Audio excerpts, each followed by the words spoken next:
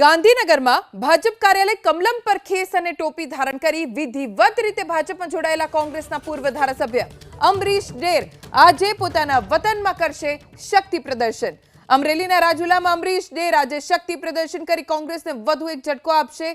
ભાજપ પ્રદેશ પ્રમુખ સીઆર પાટીલની ઉપસ્થિતિમાં મોટી સંખ્યામાં કોંગ્રેસના હોદ્દેદારો, કાર્યકરો અને ડેરના સમર્થકો આજે ભાજપમાં જોડાશે। એટલું જ નહીં, અમરેલી જિલ્લા અને તાલુકા પંચાયતના સભ્યોને પણ સીઆર પાટીલ પક્ષનો ખેસ અને ટોપી પહેરાવીને સત્તાવાર રીતે પક્ષમાં સ્વાગત કરશે।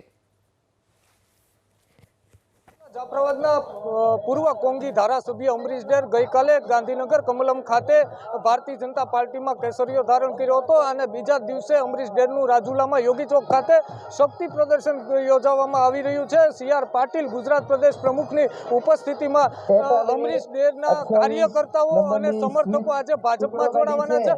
મોટી સંખ્યામાં કાર્યકર્તા અને સમર્થકો અમરીશ ડેરના આવી રહ્યા છે અને હાલ થોડી જ વારની અંદર સીઆર પાટીલ રાજુલા ખાતે આવવાના છે અને મોટી સંખ્યામાં જે કાર્યકર્તા અને સમર્થકો અમરીશ ડેરના સમર્થકો આજે ભાજપમાં જોડાવા જઈ રહ્યા છે અને હાલ અત્યારે રાજુલા જાફરાબાદમાંથી કાર્યકરો આવી પહોંચી રહ્યા છે। હરેશ કુમાર, એબીપી અસ્મિતા, રાજુલા, અમરેલી।